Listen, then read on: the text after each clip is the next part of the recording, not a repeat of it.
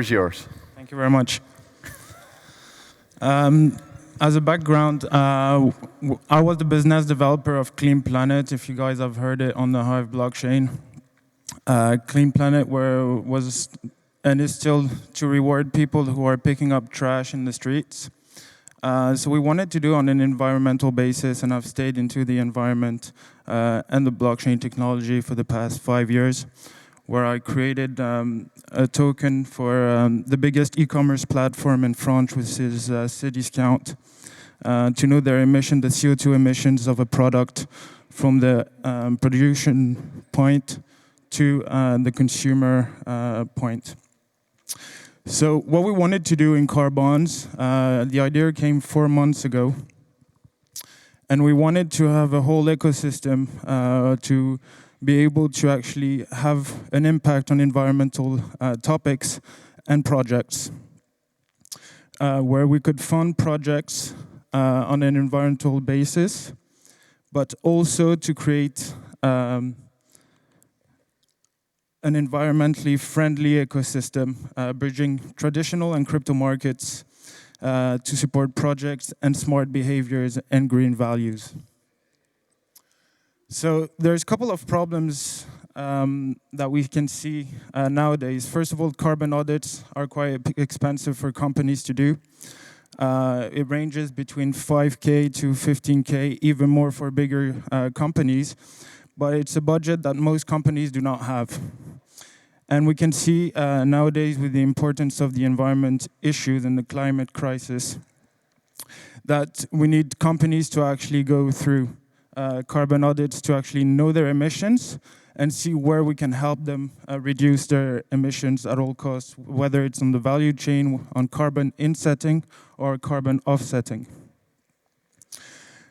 Secondly, we can see that there's, on the carbon compensation, we know that there's a lot of work to be done, especially for SMEs, where there's no trading platform as of right now that has actually a whole ecosystem that helps the companies to know what type of carbon credits they need or whether to add value to their carbon audits.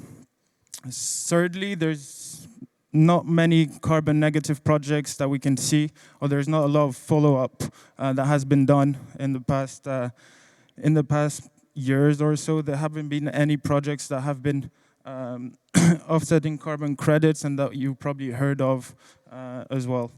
And mostly, and lastly, there's the bigger problem of greenwashing, where companies actually do say that they have done some good for the environment when we know that their carbon emissions are actually negative. So our value proposition is the one below on the screen. We have a there's many carbon audits, a company that do their audits for those companies, and we wanted to digitalize those carbon audits as NFTs. Why it is important is to know exactly what a company does at its emissions. And that NFT is the key and the entry point to a decentralized marketplace, a CO2 carbon credit decentralized marketplace, where companies, due to the high level of their emissions, need to compensate more on a fiscal year. And lastly, the Launchpad, which we'll come back to, and that's why I wanted to be present today, is to talk about the Launchpad for the Hive community, where the Hive community will be able to select projects for the decentralized marketplace. So we have 3 products that are actually made available. There's a community-run Launchpad where people will actually be able to vote for the selected projects that they want to see financed by our fund, investment fund. There's also the automated carbon audits certification made accessible for everyone, and also the possibility for companies to actually have value added for their carbon audits. And certainly the decentralized marketplace. So we can see some of the projects that we have pre-selected for our Launchpad. One of the first projects that we have is I don't know why it's that way, but all right. Through satellite data, we now know the sequestration of CO2 emissions on the soil level for farmers. And we're able to actually pay those farmers for their carbon credits, and we can double their salary in a year. Through those carbon credits, we can double farmers' salaries, which helps a lot, knowing the conditions that there are at the moment. Another project that we have, and it's been selected by the French National Center of Research, is the proof of behavior. What we wanted to do, and there's a few researchers at the moment who are working on it, 5 at the moment, is to actually compensate people who are doing good to the environment. It seems that there's, on a carbon audit level, there's 3 scopes. The first scope is the energy bills from a company. The second one is the energy bills from all the partners that works for the company. And the third one is all the emissions made by the employees, made inside from the company, whether it's from servers and what so. So what we wanted to do was actually to be able to know the emissions made by the employees on a scale level, and to value those employees who are doing good for the environment, like walking to work or taking the bike to work. At the moment, and I'm going to show you the fundraising for one simple reason, is for the Launchpad, where we want the community to be involved. So we'll definitely be on Hive sooner than later.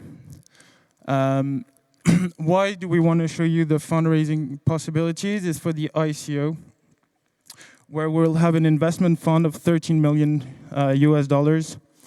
We have done the first fundraising, and now we're looking at the second one. And the third one, the ICO, is to actually select projects who are doing good on the environmental scale.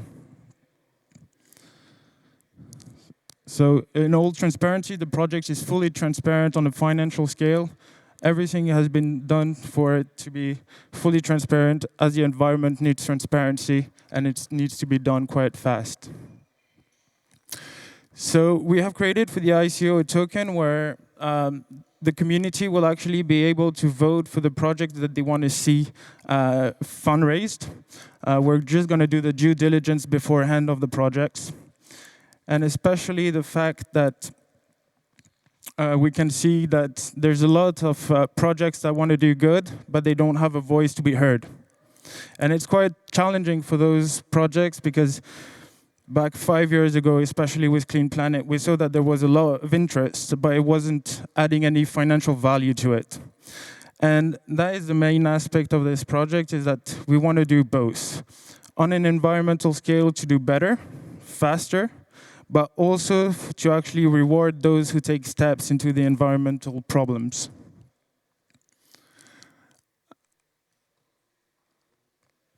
So, once again, we're not on the Hive blockchain, we're on Ethereum. However, we want to be able to actually, as the environment is a universal problem at the moment, and will be for the next couple of decades, we want all communities to get involved, especially the Hive community, which is quite big and important. And we want it to be, as of more of a go-to than to. We want it to be as a go-to idea, so that everyone in the Hive community can actually get involved, selecting the projects, bringing projects along, where we'll be able to finance those projects. We're going to look at the token economy, because it's important on environmental scales to know that it's fully transparent, once again. Seems weird, but all right. So we had a discussion yesterday about the team percentage. But however, those are the tokenomics, and we want it to be as transparent as possible, once again, and to know that the public sale will allow the user to actually get rewarded for investing. So the token release, which is pretty much what we have created, and we have been in partner with researchers on that topic. is to know that the community will be the main focus for this project, and that the team doesn't get any token for the first 24 months, because we want it to be we want to have trust from the audience and from the communities, whether it's from Ethereum, whether it's from Hive, and all other communities that will bring Celo as well, that will bring us to the point where we can have a common goal of actually impacting the environment on a positive scale. So our roadmap is quite challenging, but also we have a team. We've been here for 4 months. We've started the project for 4 months. We're already 20 in the company. We have the launchpad for crypto enthusiasts, where we'll be able to actually be on multiple blockchain, especially on Hive as well, which has a big community, and also to be able to actually have the marketplace up and ready to be as quickly as possible, for it to have an impact for companies, and for companies with big emissions to be able to compensate on their fiscal year. So there's behind the projects, there's 2 companies, French companies, which is 471, which is an accounting firm that created API connectors to, first of all, for the balance sheet at the end of the year for a company, but also to know the emissions from a company through API connectors, with connecting it to QuickBooks, Intuit, or many other softwares, accounting softwares. And those people are part of the team. It's been only 4 months, and they're all quite involved, and we're backed by the French government with a French Plan France Relance, which is the possibility by the government to actually fundraise and to help the public side and the private sector to collaborate on such topics.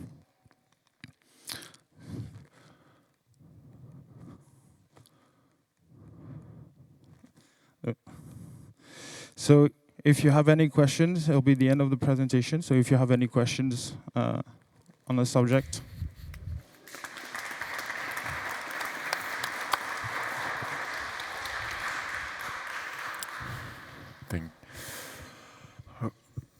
Okay, yes. Oh. I go to Alex and then over to you. I remember you, like, in Krakow, you were speaking about also on the Hive chain. Why did you move to Ethereum? Because Ethereum is not that, or was not that environmental friendly chain. Well, since it started with now proof of stake, but the issue was that Hive has the capacity on a community scale to actually be an important factor. But when you look at investors and fundraisers, and especially VCs, they will tell you that if you're not on Ethereum or one of Celo, for example, which is one of our collaborators, but also our I don't know if you guys have heard of Carbonds, which is one of a decentralized marketplace, which is on the Celo blockchain. But we wanted to have the possibility to be on a financial scale, to be able to invest in companies and projects that would do good, but also being able to, on the launchpad for all communities to get along and bring actually a voting mechanism in place to select those types of projects, whether it's on Hive, whether it's on Ethereum, whether it's on any blockchain that we want to be able to have that opportunity to grow on every blockchain and as one community. There is a break. So I have the micro, so I will ask my next question. I'm from Vault Europa, so we are fighting for green crypto, and we have a close eye on refi projects. And what's the difference between the main players that are on the market, like KlimaDAO or Toucan carbon markets? That's a good question, but the one main thing is at the moment there's 2 certificators of carbon credits that are well known around the world. It's Vera and Gold Standard. Those 2 projects are actually at the moment on a public consultation to know the tokenization of carbon credits. to have the issue of double spending of carbon credits taken out with blockchain technology. At the moment, Climate.dao and Toucan, for example, have the basis of bringing carbon credits on chain, but they do not have the possibility to verify double spending from a project or carbon offsetting project. So those are the kind of issues that we're facing. We have the possibility to do so. We brought up a mechanism during the public consultation of Vera and Gold Standard to actually have not double spending carbon credits. And if you have looked at the recent news, Climate.dao actually took off 25 types of carbon credits from their markets due to that double spending issue. So regarding Climate.dao, do you have any also similarities like burning or something, burning mechanisms? We have burning mechanisms, but it's only for our launchpad. We're burning if a person comes, because there's not only on our token. The person can invest in different other cryptocurrencies. And due to the fact that we want to be as neutral as possible, there's a type of token burn which is done to compensate the carbon emissions of the transactions. Yeah. This is a little bit of topic question, but I have a friend that he deals a lot with livestock, and he was interested in these carbon credits as a whole, but one of the biggest questions as we just talk about it, like how do you measure, in the case of like cattle, like the footprint of methane and other sorts, like the intake of water, how much they consume and all that. Do you know any It's probably process? one of the main subjects that is being researched about. It's probably one that is the most on point at the moment, especially for cattle farming. They definitely have some really good research made about it in the past years. Especially this year, where climate and the impact has been more mainstream. But especially on that point, it's that we know exactly the methane that is brought in the air. Definitely, that's some research that has been done by the US and by the European Union about it. So we know those factors. But we also know that if a farmer takes care of his land, he'll be a lot more, there's a lot more carbon credits to be handed over, and he can actually do better by having a better salary. He can actually take care a bit more of the environment, whereas of now, it's a bit more of, there's a lot of demand, but he can't take care of his farm or his soil or his animals, his cattle. Okay. Any more questions? No? Okay. Well, thank you a lot. Thanks a lot, Charles. Thank you.